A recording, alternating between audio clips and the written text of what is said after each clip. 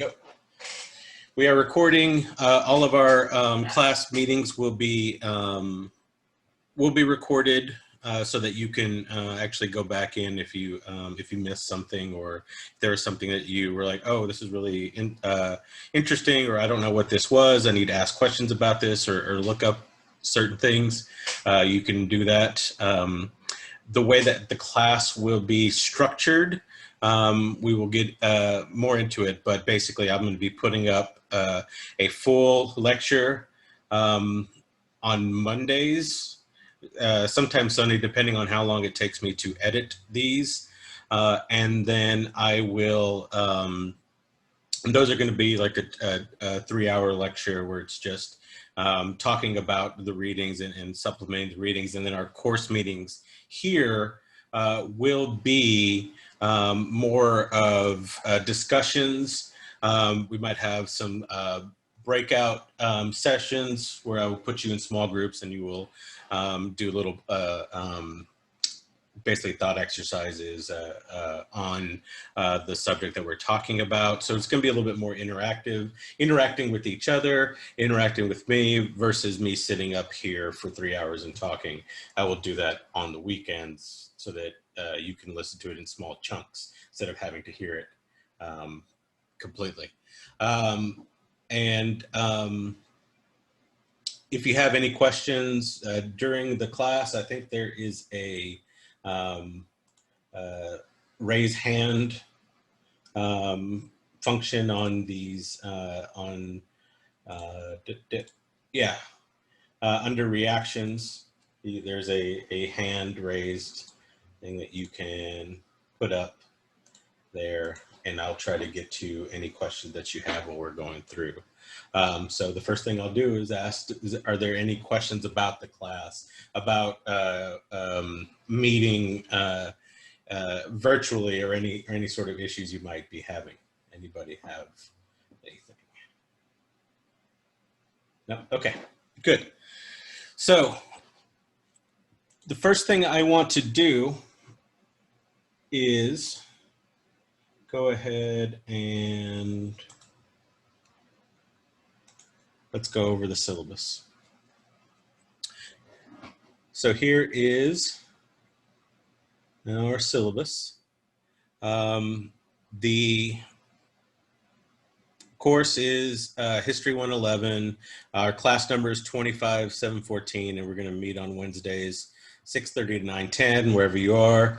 Office hours, of course, because things are the way that they are, we will have to make these, make my appointments, make my class hours by appointment only.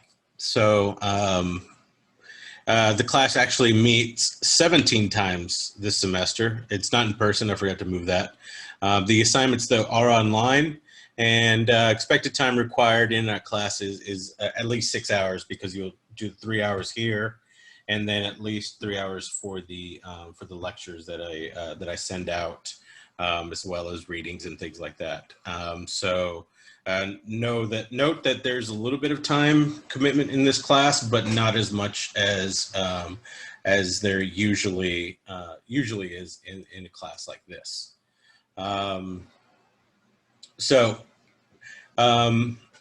As you go and look at the syllabus on your own, you will see the course competencies, and these course competencies are going to be what we structure the class around. These are the course competencies that are actually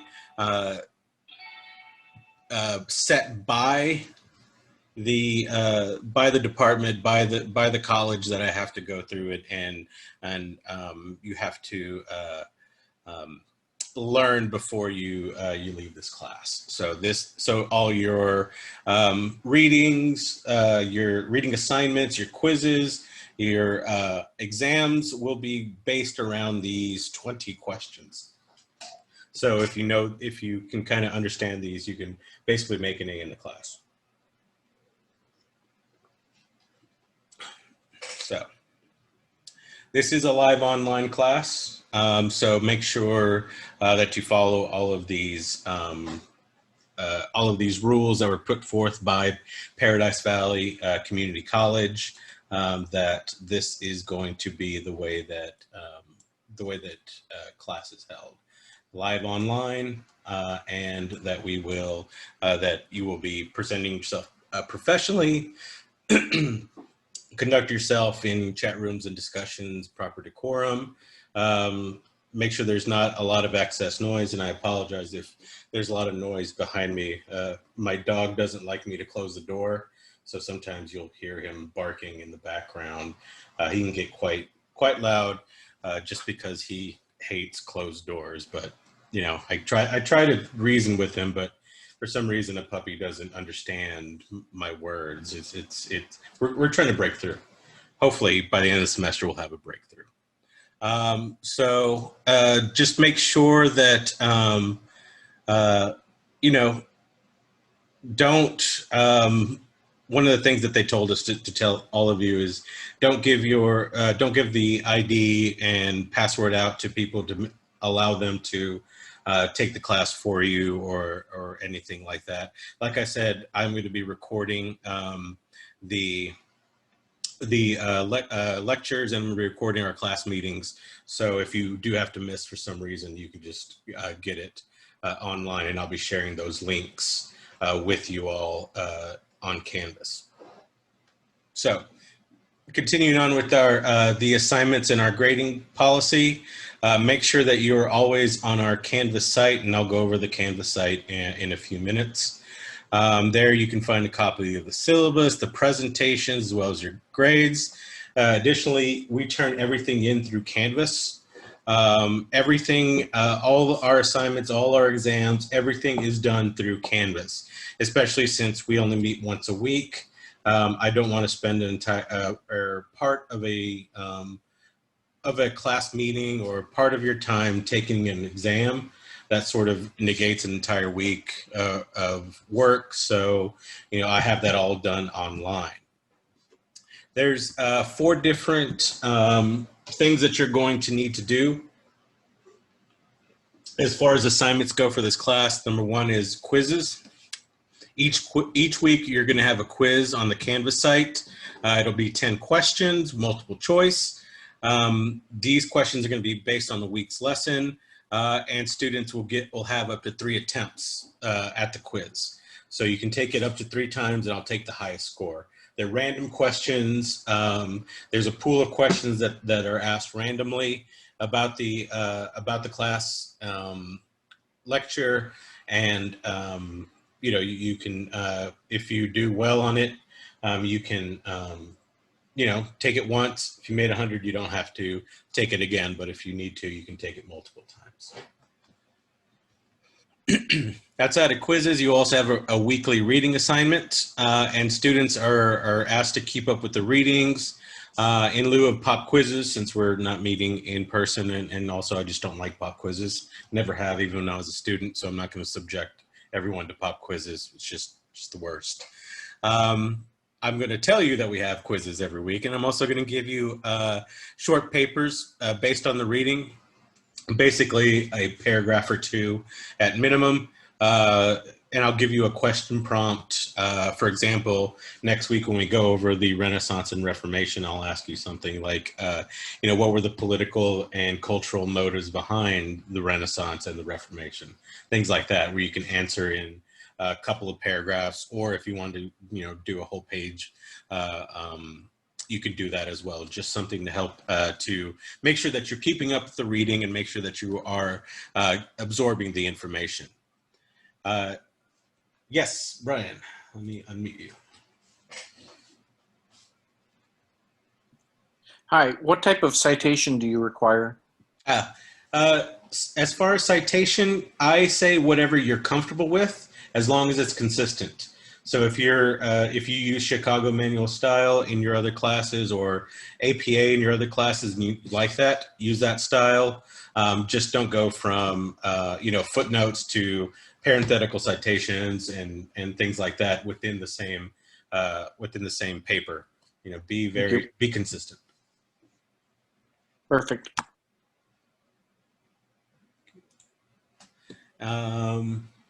Let's let's see. So yeah, proper citation. Use the citation that use the citation that is comfortable to yourself. And usually the citation is going to be from the book. So just let me know where you actually found the sources or the examples that you're using within the book. So just make sure to do it that way. You're going to have 4 exams throughout the semester. Basically, every 4 weeks, you'll have a new exam that will go over the time period that we just covered. Like I said, everything's going to be online because it's once a week class. And so because this is an online class, well, not because it's an online class, basically because we are still in the middle of the pandemic, and I don't want to send everybody out to libraries to, out in the public where, you can possibly get infected. We're not going to have a research paper this semester to be done. Instead, we're going to have weekly discussions and discussion questions. So I will put a prompt up every week on the on Canvas. And, and these questions aren't going to be so much questions that you have to cite your sources. This is going to be basically reflection questions. For example, next week, your very first one is going to be, how do you see the influence of the Renaissance and the Reformation in your own life to this day? What does that say about the course of history? If we're talking about things that happened, about 600 years ago, what does that, and if you can still feel it to this day, what does that say about history? So that will be your prompt. And then you will, as much as you need to answer that question. And then I ask that you come back like a couple of days later, maybe a day later, and reply to at least 2 people. Just to, to get some sort of discussion going. And if you have, and make sure to check and see the people that have replied to you in case they, in case they ask a good question that you want to answer that, you can have a little discussion with it. So, the more that you discuss, the more that you are on the discussion boards, that's where I might give you some extra credit if you're really good at, if you're really engaged with the discussions and really want to talk to your fellow students, since we can actually sit in a classroom and have these discussions like that. So that's going to be what takes place in lieu of this big research paper. If anybody that is either in the honors program or is an advanced student that does want to do some sort of research paper, you can just talk to me after class and we'll go over that. So basically, we will have a pool of about 1,200 points, and basically 90% to 100% is going to be an A, 80 to 89 B, 70 to 79 C, 60 to 69% is the D. There will be opportunities for extra credit as we go through the class. And the more that you're engaged, the more that you are actively participating in the class, the more likely that an 89.6 or an 89.7 goes up to the A. Just to let you know that I don't like speaking for 3 hours straight. It can get out of hand. So the more that you guys discuss and the more that you guys are engaged, the better it will be in the end. As far as withdrawing, if you do have to withdraw from the class, I will let you know that you have to follow the proper procedures. There's paperwork that you have to fill out. I get a copy and I will sign it, but I don't automatically drop you, especially if you just sort of, peace out and ghost me, basically. I've had that happen before, where a student just sort of stops showing up and then they get mad that I didn't drop them. It's like, that's not my responsibility. It's the responsibility of the student. So if you do need to drop the class for any reason, just go ahead and please do it yourself, and I'll help you with that.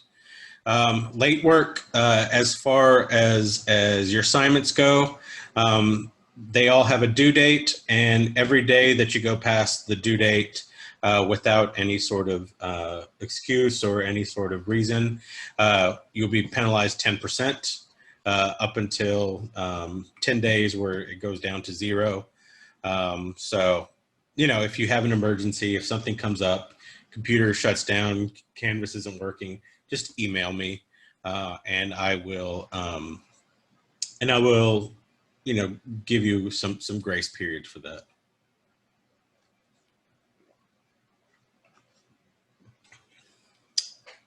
So as far as you know, as far as classroom etiquette, know that, you know, this is new for me, new for most people that haven't been taking online classes. You know, make sure that you avoid, I like this, avoid coarse, rough, or rude language and sarcasm. This is what they made us put on this. But basically, don't be a jerk. You know, if you disagree with someone, you know, it's good to have a healthy debate. Just don't be a jerk to everyone else in this class. I like to joke around. I like to have fun in class. And, you know, things are going to be loose in this class. Things are going to be we're going to be tackling some heavy topics in the from 1500 to the present. So I want to make this as non-daunting to you guys, even though we are going to be looking at some daunting subject matter. One thing to note, any of your assignments, if you do upload them, save it to your hard drive, CD, or your flash drive. You know, make sure you keep everything safe. I have a lot of students that will write out their assignments in a Word document and upload it. Make sure that you constantly save or turn the autosave on so that you don't lose your work. I always tell the story of my freshman year in college. Me and my buddy, we decided to wait till the last minute to do our English final. And it was 3:30 in the morning, and I just hit save and print, and he had hit print, he didn't save, and it froze up. The computer completely froze up. This is in the computer lab, and not at his home, in the computer lab, completely fried, no way to recover it. And because I was a nice guy, I stayed up with him until 7 a.m. where he completely rewrote his paper over the next 4 hours. And basically it was 8 a.m. class, so we got 30 minutes nap and then went in, turned our paper in, and then just slept for the rest of the day. But that was a nightmare. So don't do that in any of your classes. You know, there are going to be classes where you do have to do large papers. Always save. Always save. It's not worth. Most people won't stay up with their buddies while their buddy has to retype a paper on the Romantic poets. So, you know, just be aware of that. I believe the Writing Center is still open as far as, and they're doing a lot of work remotely. So if you do need help with your writing, you can use the Writing Center. The honors program, if you are interested in the honors program, they do award scholarships and stuff like that. So you know, you should definitely if you have a GPA of 3.25 at least, you should definitely sign up for it, especially for next semester. And if a student needs a letter of recommendation or any sort of advice, I always give that out. So towards the end of class, especially if you think you want to do the honors program or need a letter of recommendation, just come to me and I'll help you out with that. All right. So moving on to page 5 of our syllabus. As far as attendance, attendance is crucial. and points will be given out for attendance in class participation. And I promise to make the class worth your time. You know, and we're going to be learning, but I'm going to try to sneak the learning in through having a good time and having fun in this class. So if you have an issue come up, computer's not working, internet's down, let me know ASAP. Email me. I think Canvas also has an app for students that they can use. It's not a great app, but you can at least open up the inbox and send a message out. As long as you let me know that there's an issue, you know, I'll make it an excused absence and it won't count against you. But if you don't let me know that something's going on, I have no idea. I can't read your mind. So, you know, as long as you communicate with me, I will work with you. You know, I know that things come up. I know that life happens, and that sometimes you need help. So that's what I'm here for. I am here to make sure that you succeed. A lot of professors are here to try and, you know, maybe be an obstacle or play gotcha with their students, but I am here to help you. I'm here to make sure that you learn the importance of history, that you understand how history impacts you today, and also that you pass this course and go on to graduate and then eventually get a job. That's what we're all here for. So we're all here to learn, we're all here to graduate, we're all here to get our degree. So there are official absences.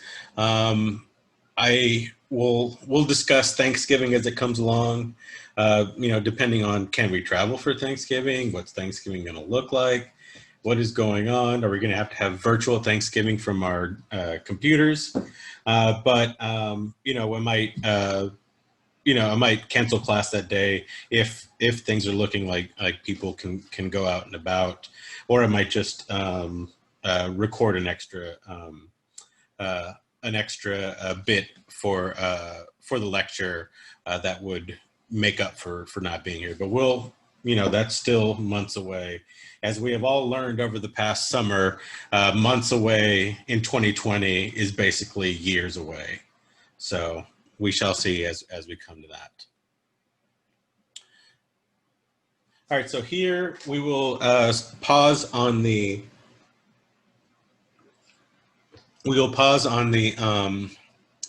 syllabus and then come back to it as we go through. There you go. But what I want to do is go ahead and introduce my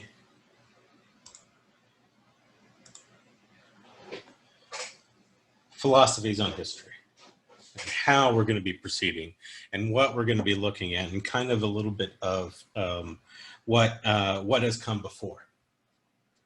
So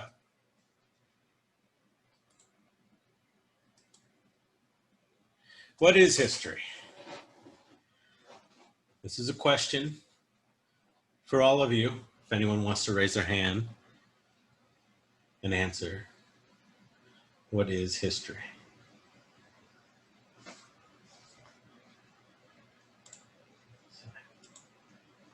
Anybody? Brian. There you go. Nope, you're still muted. There you go. Sorry, here we go. History is the recording of chains of events from the past, and history is something that if you don't study it, will tend to be repeated. Thank you. That's a good one. Anyone have a different?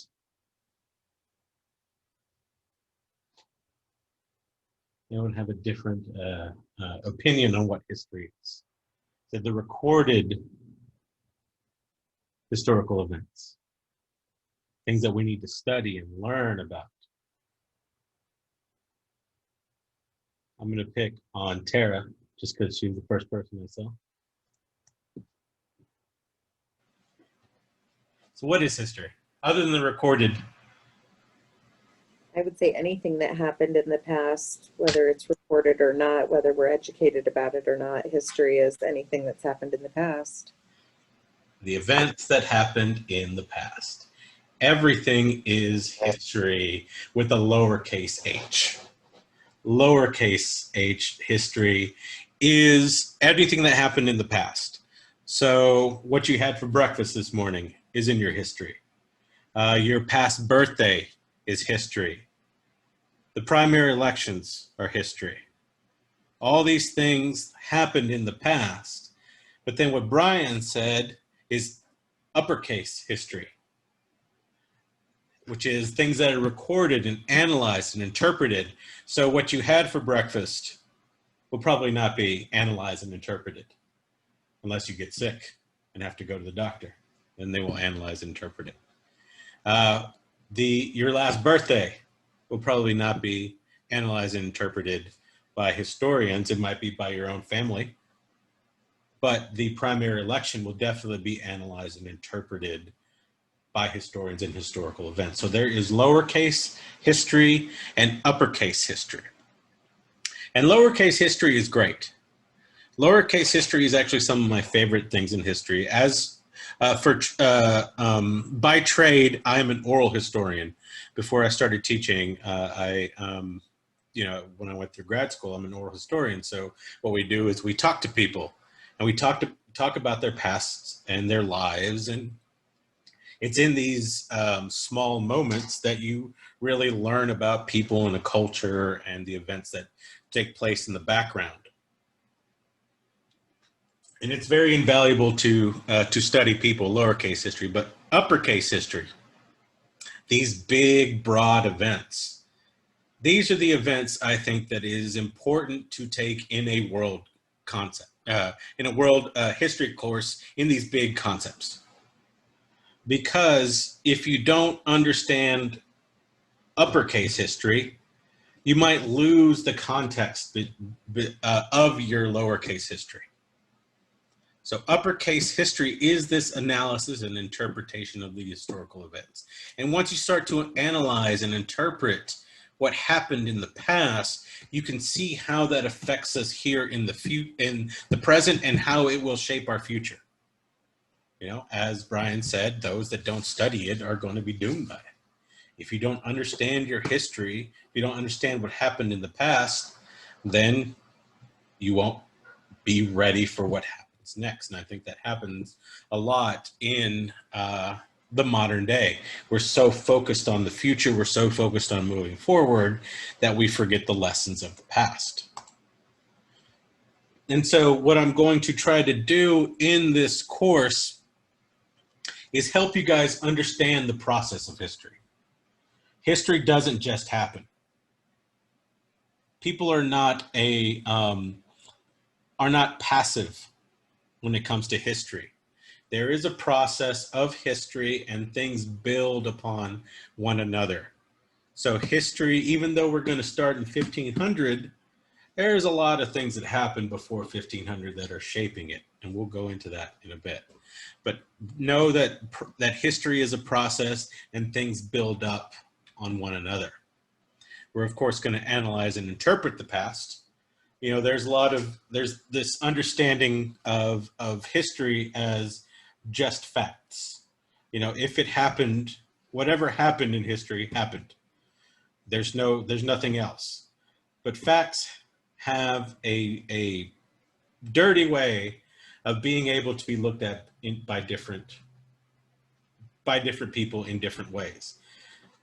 Battles that have happened in the past are looked at differently. You know, you can look at it even here in the United States with things like the Civil War. Obviously, we know the Civil War happened. Obviously, we know that the North won, but everything else around that, it has just been analyzed and interpreted in so many different ways. And so this analysis and interpretation gives us our own view of history, and gives us a view of history that is very personal and very fractured. You know, there are this is why I really got into history, is that I was always raised to think that, no, there's only one way to look at history. There's only an interpretation of history that is my own. And then you start to read other people's interpretation of history. You start to discuss with other people the way that they look at history, and you realize, oh, wait a minute, just because something happened doesn't mean that it didn't have a different effect on other people. So we're going to look at the past, we're going to analyze it, we're going to interpret it in our own way, and we're going to discuss our own interpretations of history. And because this is a world history class, we're going to understand the global nature of history. A lot of the history of the United States is actually taught in a bubble, where, you know, we might talk a little bit about the Pilgrims, but then we get into the Revolution and we just move on. We don't really talk about the entirety of the world. But once we start looking into it, we'll see that the global events have shaped even the United States. The global events have shaped Arizona, definitely. That everything about our history is global. Everything is interconnected. Everything has a starting point, and that starting point builds off another stopping point. So it's just these different processes in history. But even though we're going to be talking about a process of history of starts and stops, we need to understand that history is not inevitable, that there is no real inevitability of history. We're going to be looking at a lot of times in history where different events could have happened that would have completely changed the world that we know of today. It's just a little bit of luck, a little bit of misfortune on your enemy's behalf that changes history in different ways. So we're going to see that, you know, there isn't just this, you know, increase of history, that everything moves progressively better and better. And then we just are ultimately going to hit this great utopia. No, history is not inevitable. History is not this forward march of progress. It's a lot of stops and starts. It's a lot of hills and valleys.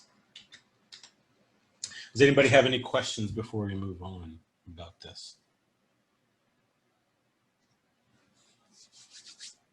All right, I'm not going to pick on anyone right now. I'm going to let you all have a chance to chime in here if you want. Why would we start in 1500? Why would this class, of all the years available throughout history, why are we starting in 1500?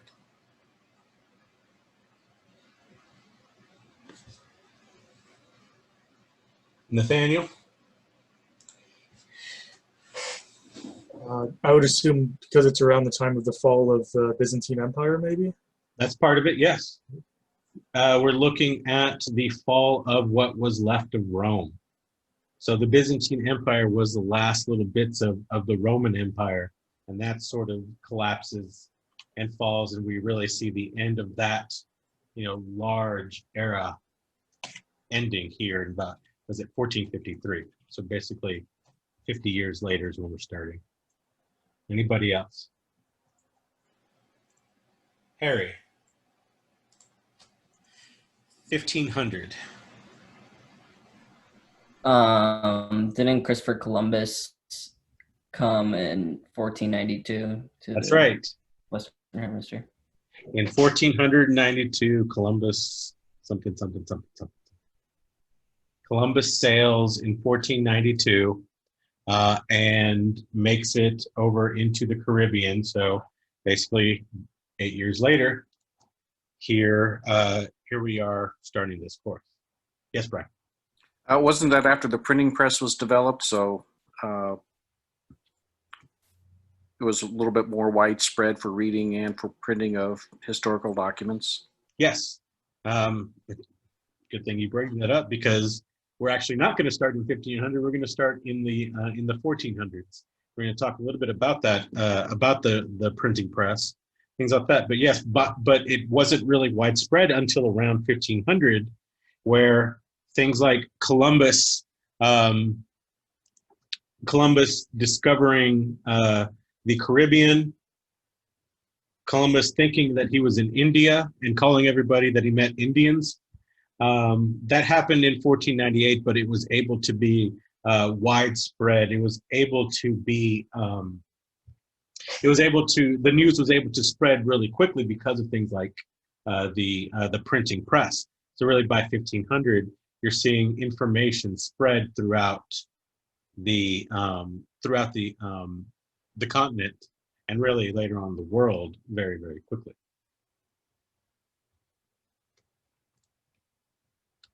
So anybody else? Anything about 1500? Yes, Liam. Okay, so that is the raise hand. Okay. Another good thing about starting in 1500 is that isn't there a class before this that you're supposed to do that starts in prehistory and goes to 1500? There you go. That is usually the answer that I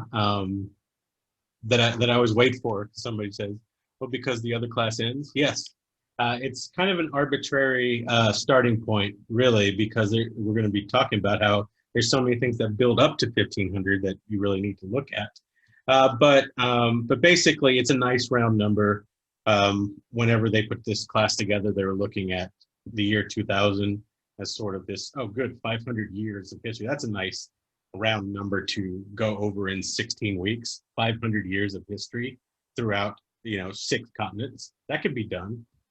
And then it's like, no, not really. How about 5 continents? We can forget about Australia. And that's a lot more useful. So yeah, so basically it's a little bit arbitrary as well. So good. You're the one that came up with the answer. So yeah, so all of these reasons why, because of the printing press and the dissemination of knowledge, because of Christopher Columbus, because of the fall of the last gasps of Rome, that sort of give us a good stopping point for old history and moving us into basically modern history, and also just being a round number is why we started 1500. So 1500 is where this class starts, but because of the messiness of history, our first lecture for next week is going to be before 1500. We're going to be looking at the Renaissance and the Reformation and how that leads up to Columbus sailing the ocean blue. So, a quick history lesson. You guys signed up for a history class, so we're going to get a history lesson. So the things that happened before 1500. Usually, I have at least one person that took the course, before 1500 course, and so a lot of this is old hat to them, but this is new to most people. So believe it or not, the ascent of humankind happened before the year 1500. The ascent of humankind happened before the year 1776, despite what you might have heard in your American history classes. You have humankind ascending, leaving Africa, creating tools, becoming hunter-gatherers, moving into cities, and then learning how to create metal tools, which were better for cultivating crops, better for hunting, and more importantly, to most societies, they were better at killing other people. So humankind, by developing tools, by developing societies, leaves the Stone Age and moves into these first civilizations. And these first civilizations mainly rise up around bodies of water, mainly rivers, where you have a steady source of water for crops and can create irrigation and other waterways. So you're seeing these first great civilizations rise up. these civilizations like, Mesopotamia, Mesopotamia, India, and Egypt. You're seeing these very first civilizations rise up around these bodies of water and create great civilizations that last for hundreds of years. You see the very first of the Asian of Asian cultures rise up before 1500. The prototypes to current day China and to current day India begin to rise. You also see after that the rise of European empires, the rise of the classical Greeks, the rise of Alexander the Great, and after Alexander comes the greatness of Rome, the rise of the Carolingian and French and British kings, or English kings. There's no Britain yet, it's England. And then you have the great fights among these European empires in order to gain dominance. And this is really where we're going to be starting at next time, is in Europe, right after the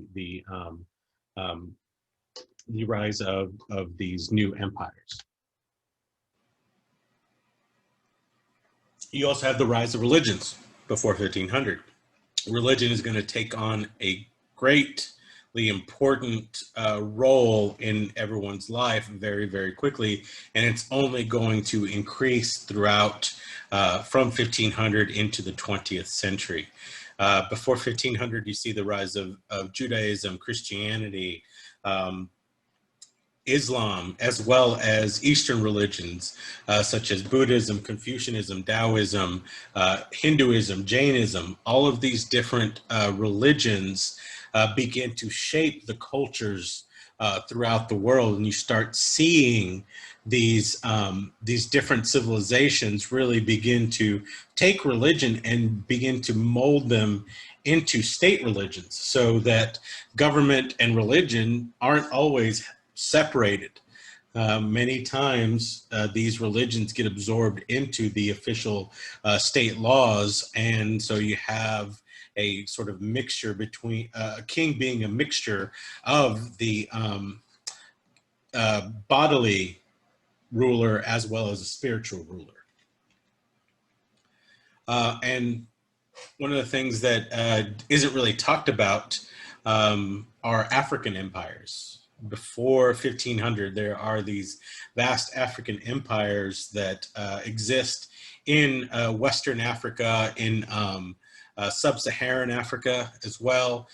Empires in India rise and fall, and then also in China, you see the rise of these great dynasties that are doing fabulous. They are gaining strength and they are beginning to move, and then all of a sudden here come the Mongols and they destroy everything in their path. So you see the rises and falls of those empires as well. And where we left off last semester is here right before the move into the 1500s. You have Mongolian invasions. You have Hunnic invasions. You have these marauding nomadic peoples pushing their way west, moving towards Europe, moving through India, moving through China, beginning to be conquerors, and then sometime afterwards deciding, it's killing and fighting's fun and all, but I would rather, live past 40. So they begin to settle down, and they begin to absorb themselves into the cultures of the places that they conquer. You also see the last gasp of Rome with the fall of the Byzantine Empire, the last direct link to the great Roman Empire is defeated by the Ottoman Empire, and basically that brings an end to the Crusader period, and brings an end to the times of fighting for the Holy Land.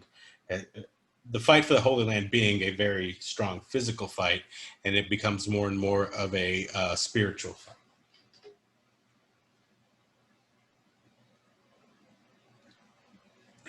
And then fittingly, the way that Europe leaves off before 1500 is with plague. The bubonic plague ravages Europe, and it leaves some places with over like between 66 and 75% mortality. So the population of Europe takes a calamitous turn. But there are also opportunities that happen with this, and we're going to be talking about the way that death, destruction, invasion, all of these different things are going to be shaping the way that the world moves forward from 1500. We end the history 110 ends in complete chaos. And so right now we begin in chaos, and next time we will be looking at the way that from this chaos comes order, and who ends up on top and who ends up being the ones being conquered. So this is where we're going to start our class.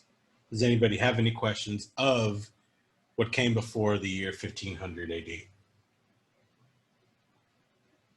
There was a lot. If anybody wants to learn about that, give me 16 weeks and I could teach you everything that happened from cavemen all the way up to the bubonic plague. 16 weeks to steal at any price. So if there's no questions, let me stop this, and then we will go back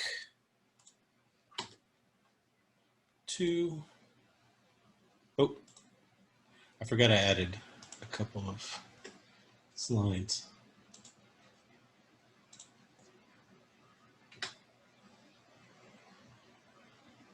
So as we talked about what happened right immediately before, let's see, there it is. Got it. See, I put this one in last time and I always forget about it. So what we talked about was what happened right before 1500 was Columbus making it. And what that does is that creates a global connection. Before 1500, from 10,000 years ago, when the Bering Strait was buried by the water, up until 1492, Europe, Asia, and Africa were completely disconnected from North and South America. Nobody from either side, except for the Vikings, they were the only ones, no one from either side had crossed over. So there was no contact for thousands of years, thousands upon thousands of years. And then in 1492, Columbus discovers, I'm going to put giant air quotes about that, discovers America. And so in 1500, you have the beginning of a global crossroads. You start seeing shifts in trade and new interactions between people. So you have, in 1500, the beginning of world history being connected. So we go, and we will finish up here with our syllabus, and then I'll go and show you the Canvas page. So this is the way that our class is going to be going through. This is basically week 0. And honestly, I think it went pretty well. Like there's no real, I was afraid of connection issues, of any sort of internet failures. It could still happen, but I'm knocking on wood. So week 0 is our introduction and our basically getting you used to this notion. And under this first module, we're looking at the end of the old world. We're looking at the end of basically Europe and the Americas being separate, of Rome still having a powerful impact on the world, and the Muslim world basically being at the top of world events. Instead, you're going to see Europe rebuild itself, while at the same time the Muslim world retreats, defeats and infighting cause the Muslim world to retreat. Europe begins to go out into the world, and then the Asian nations begin to pull backwards. So you're seeing a lot of different changes, and in our first 4 weeks, we will basically go from about 1400 to the early 1600s. So a couple hundred years there. And then in the next module, we'll be looking at the way that this new world order emerges. We will look at the way that Europe begins to react to the growing riches, the growing challenges of religion, and how to govern. We will look at the way the colonial world basically separates itself from Europe, develops differently from Europe. And then we'll see how this colonial world decides to rebel. We'll see how peasants begin to rebel. We will see how everyone decides that the way that the old world operates is not good enough. And we will see the emergence of the modern world. So by the time we get halfway through, we will be in the 1800s. We will be looking at the modern world. The 19th century, or excuse me, the 19th century will be the beginning of this modern age. And from there, we will move towards this new changing world order up until the 1900s with World War I and the end of empires and the beginning of the 20th century. So basically the first module gets us about 200, 250 years. The next one about 100 years. This next one here, module 3, will get us about 75, 100 years. And then the last one will be World War II to today, so 50 years. So we have all of these years of history, and it gets lower and lower because so much is happening. I mean, most people here know that the 20th century itself could be a 16-week course just on the 20th century. But history will get more interconnected, and because of that, things happen more quickly. Because of technological advances, because of the connection of people, things happen at a much quicker pace. I mean, if we're looking at here, look at, 2009, no, 2007 or 2009, I'm blanking right now, is when the first iPhone was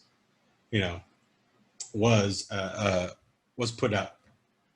And now, people are like, well, who's going to want this thing? Who's going to use a smartphone?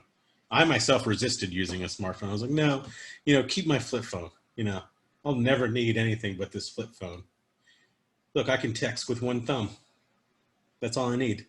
But now look what's happened in the last 10 years, 12 years, how quickly things have changed. And that's what we're going to be seeing in history. That's why the first part of the class is so many years, and then we get slower, slowly get smaller and smaller time frames because things are happening so quickly. So hopefully we will get to the 21st century. I don't know if we will. Depends on how much time it takes to get through some of these things, but definitely want to get through to the Vietnam War and the beginning of the end of the Cold War.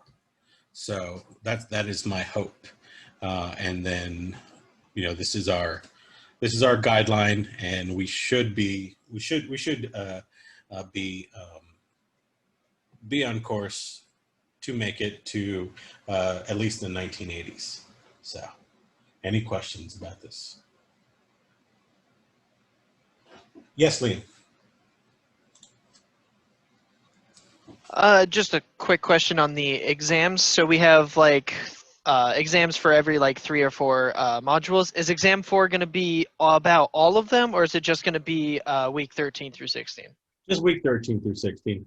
Oh, thank God. You will have a question in there that's cumulative, like an essay that you basically take, and I'll go ahead and give you guys a bit of the prompt. Nathaniel, you had sort of this type of question. Basically, you take a concept and take it from 1500 to the present day and try to see how it changed, things like that. A concept like war or technology, see how it moved throughout throughout the last 500 years. But that's the only thing that's really cumulative. Everything else is separate. Yes, Brian. For the weekly discussion questions, when will those be posted? Those will open up right at the end of class, except for today. I think that it opened up at the beginning of class because I wanted to have it there. But one of the things is all your assignments open at the end of the class period, because I don't like to see people like typing it out and working on it during class. I've had that happen before, so I always have it open up at 9:10. So, Thank you. Any other questions? Yes. Let's see. Where's it at? There you go. I guess I could have put hand raised instead of physically raising my hand. No, I was like, I hope you're raising your hand, not just stretching. Nope, I was raising my Okay, hand. good. So then if you're opening up everything after class on Wednesday, will that make it all due on Sunday, or will it make it all due on Wednesday or like the day prior to class? It'll be due, so it'll open up at 9:10 on a Wednesday. It'll be due at 6:30 on the next Wednesday. So you have the entire week Okay, awesome. to do so. Thank you. Any other questions? Yes, Jackie. Yes. The books, should we like start like getting it now so we can have it ready, or? Yes, go ahead and get the book Yes, now. Of course. Let's see this. Oh, I have to turn off the. Let me stop this sharing and turn off my fancy screen.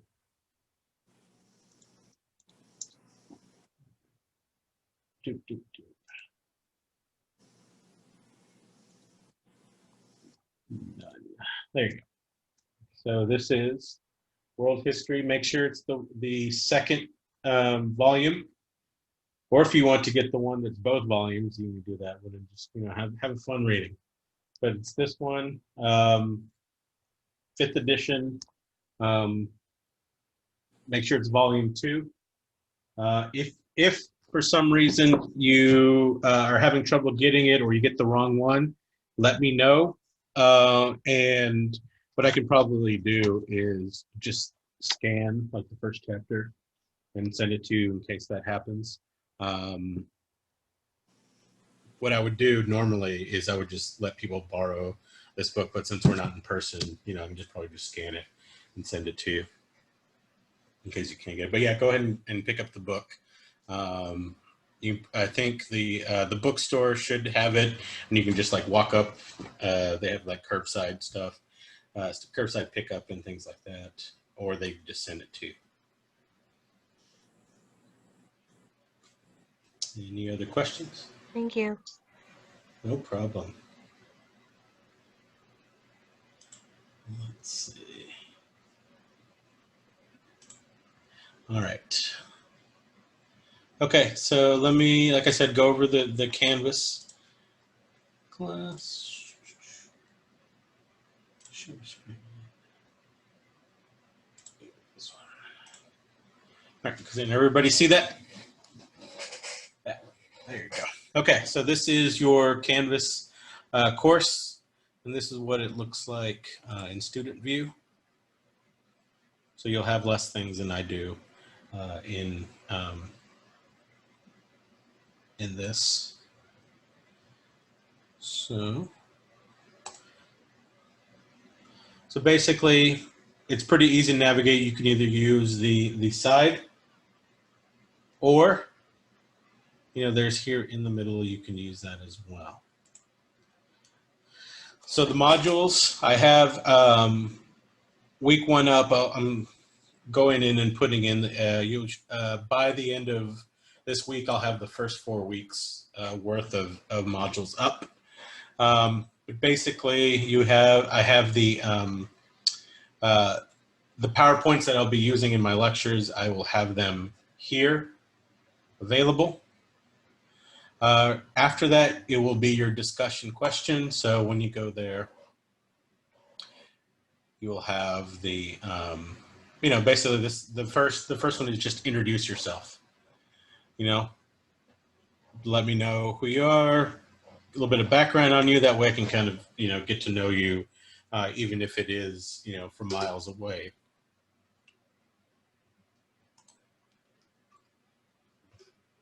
So I also have your 2 assignments that will be due for next week. The first one is simple. Basically, email me since this is a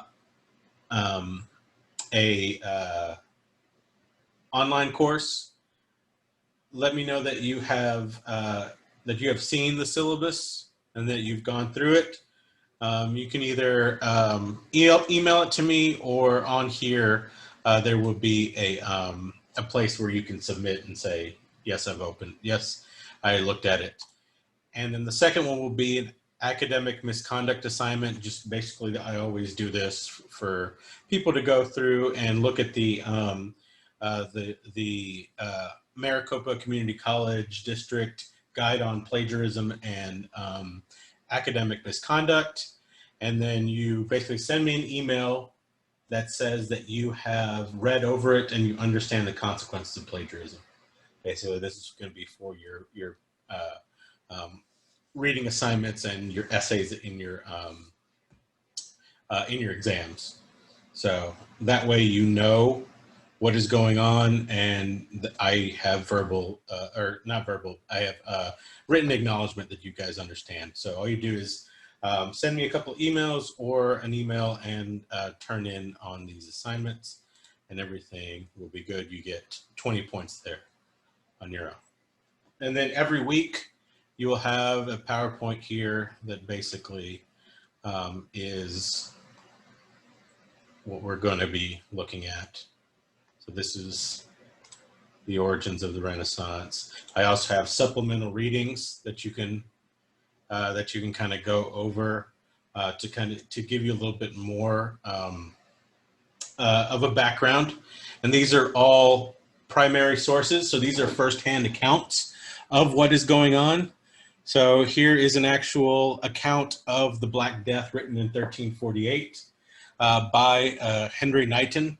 So you can actually see what was going on, what people were writing about back then. So it's kind of a nice little supplement to kind of see what normal people, lowercase history, what normal people were talking about. So you have that and the progress of the Reformation. And then you will have your quizzes and your reading assignments. So really the modules page is where you can get all of the information that you need here.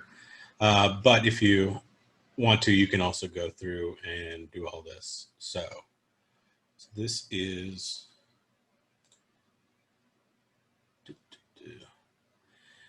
what it looks like right now towards all of you.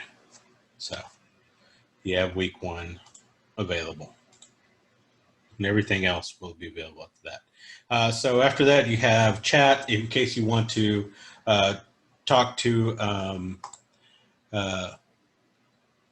talk to other people in the class if you have anything, or if you're like, hey, does anyone have the notes? You don't have to like send them an email out. You can use chat. You know, and you can set up for new message alerts. So in case you need something, there's also resources for students. That's very important that will open up. And then in case for some reason Zoom isn't working, in case you know, the system goes down or whatever happens, I'll let you guys know immediately, and we will do the class under conferences. I will have to open that up for you. But basically, conferences is our last resort where we will all meet together, and if Zoom is not working for some reason. So that is that. Oh, your syllabus. Your syllabus is here, and it will have like due dates for everything. As I add the assignments up and open them up, they will populate, so you'll know exactly when things are due. And then if you want to look at the syllabus itself, it is right here, and you can kind of see what you need to do. So basically, this is your one-stop shop, and this is all you need. Other than Zoom, this is all you need to do. You can email me from here. You can you know, get announcements, everything. So this is exactly, has a nice little to-do list, everything like that. So, does anybody have any questions about that? No? Does everybody feel good about this class? I think this is gonna work out well. Oh, Trinity said the bookstore does not have it. You have to wait for it to ship to you. Okay, so what I can probably do then is go ahead and tomorrow at work, I will go ahead and start scanning the first chapter of our book and put it up on Canvas. So in case you don't get the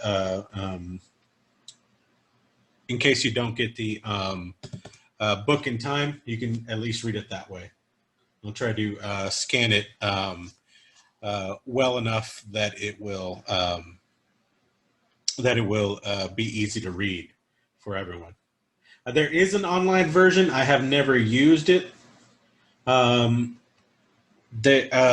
never used it, and sometimes people have issues because there is also one that you can check out, but I think there's only like 1 or 2 copies that can be checked out at a time. Online versions, so you kind of have to share it with people.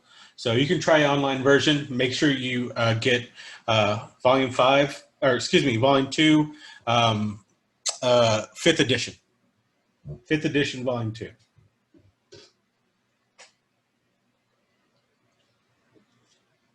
Good.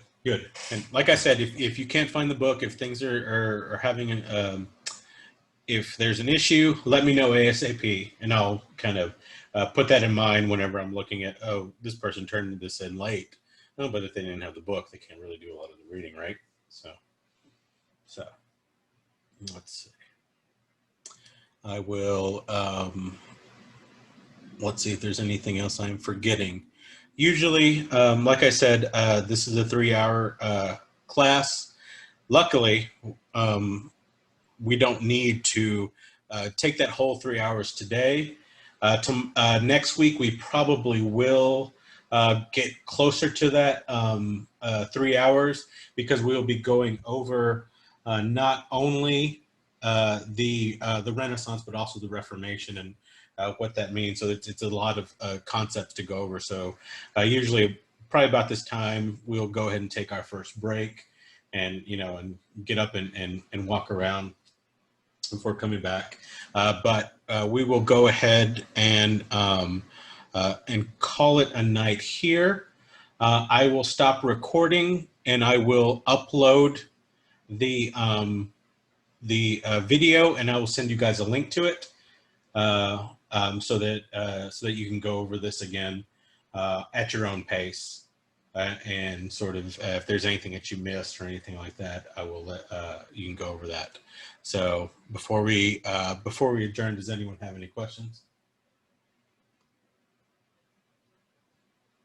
All right. Well, then, from all of us, we all wish Madeline's brother a happy birthday. And